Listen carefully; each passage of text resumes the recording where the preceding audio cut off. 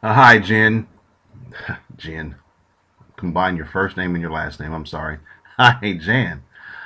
Richard Patrick here. I met you a couple of weeks ago, maybe even longer than that now.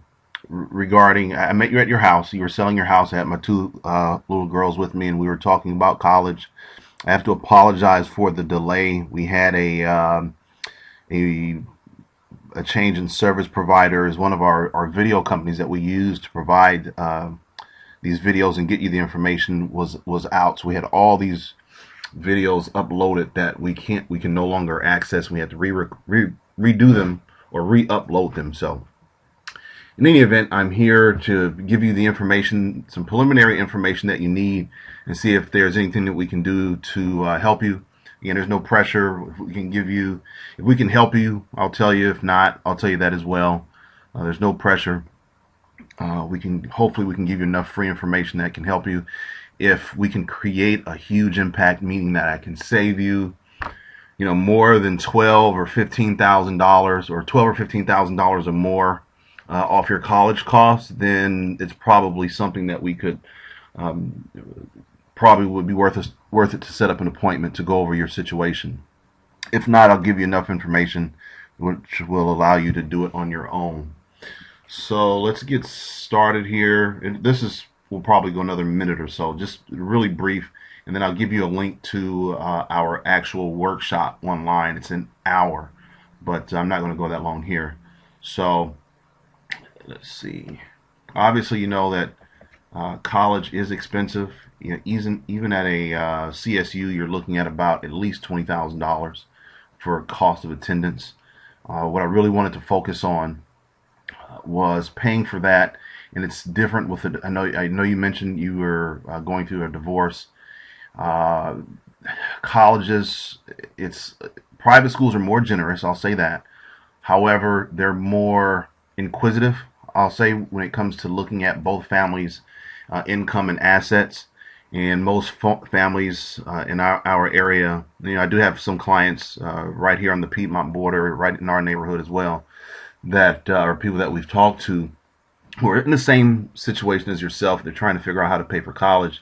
My neighbors, even when we have our Lakeshore block party, their children are younger and they're getting up. So you're not alone. Is the message that I'm trying to convey to you there.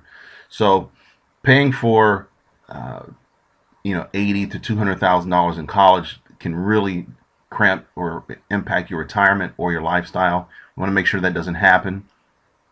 What we normally try to accomplish for you is figure out ways for you to lower your cost. There are three ways to do it. Uh, Financial aid is one way. You can get free money. Most families can get free money, regardless of their income or assets. Is just planning properly. Here are the myths that your income could be too high, grades too low. You own a home, or let's say for instance, if you sold your home and there's a windfall. Some of the schools are going to count that cash. Most of them will. However, there are places that you could store that cash in a safe, secure place where it's off the financial aid radar and you have access to it. It all depends on your situation. And without knowing more about your situation, I can't really go into that in detail. Um, but again, there is some hope. There are ways to get it done. What I would suggest is that we go through at least have a phone conversation, figure out where you are, figure out what your EFC is. You need to know that. This says FC here, but EFC stands for Expected Family Contribution. That's your number. That's a formula that the government uses to figure out how much you're going to have to pay for college. You're going to need that for public schools as well as private schools. You're going to need to know your EFC, and then you're going to have to fill out financial aid forms. Your real cost of college, even if you're paying, 200,000 or 70,000, you gotta.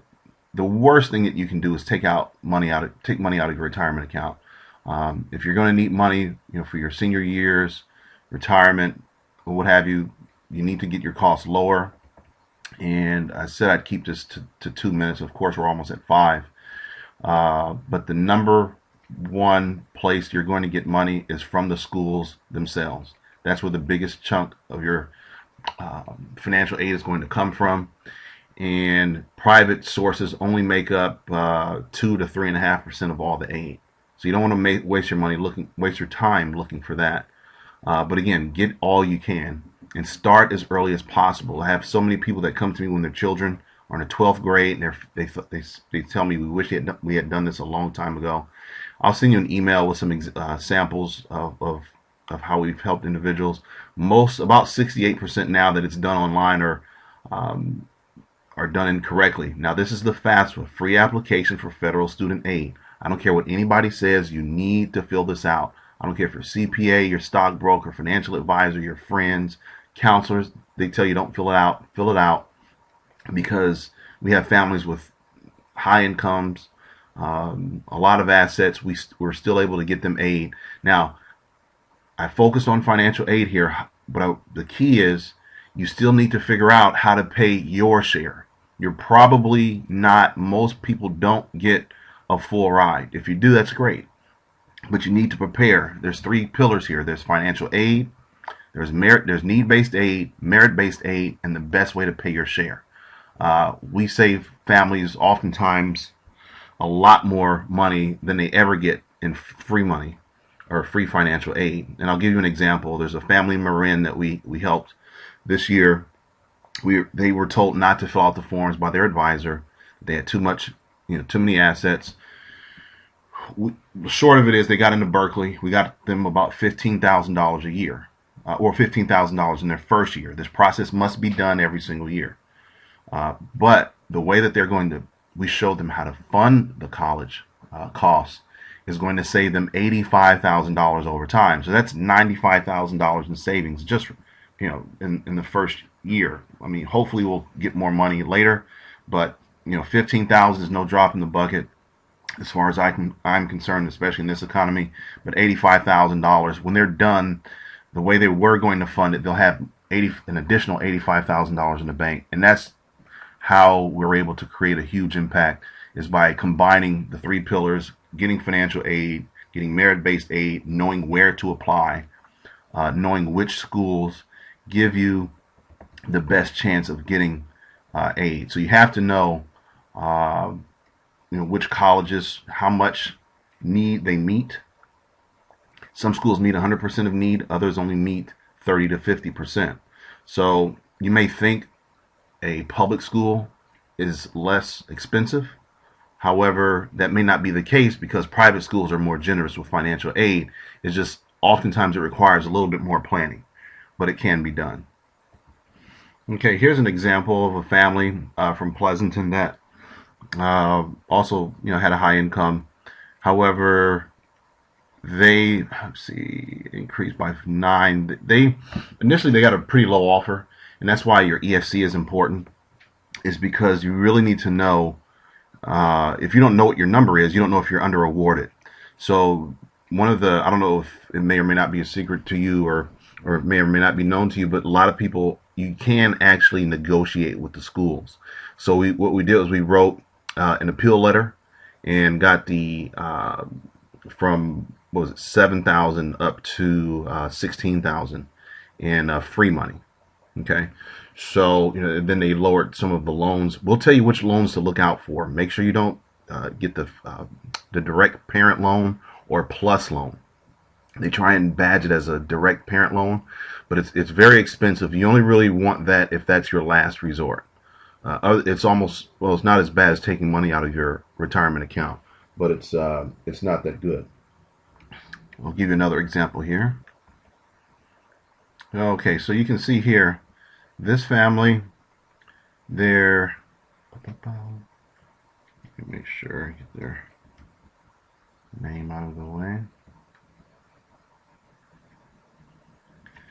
This family, their EFC was over 59,000 at a public school. It was 82 at a private school, but they ended up attending a local public school. Okay, so again here, we show you how to fill out all the financial aid forms correctly, negotiate any offers, show you how to do the tax savings. Like say, for instance, we'll also show you like the schools that you're looking at. like the number one school on your list after your initial appointment. We'll do this for all the schools once you become a client. We'll show you the average percentage of need met, percent of gift aid, and as which percentage they give as self-help. Okay. Then we also cover college cost and aid information.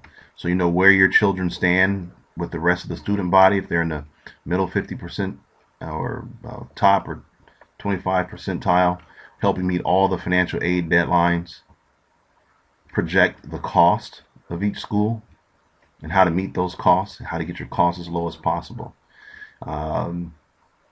And they didn't end up going to Stanford, or he didn't end up going to Stanford, but initially they didn't qualify for any financial aid due to their assets. We were able to get their need up to $41,000.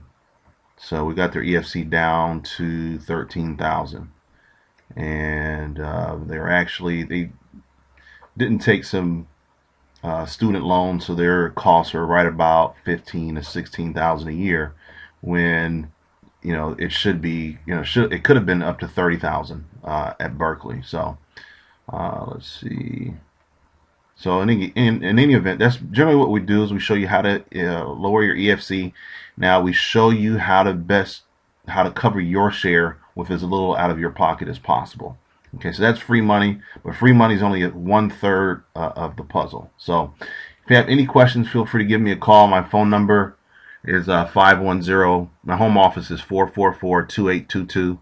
I have an office in Pleasanton and a satellite office here in Oakland as well for my Oakland clients, Oakland, Alameda, and Berkeley clients. So any questions, feel free to give me a call. Home office 510-444-2822.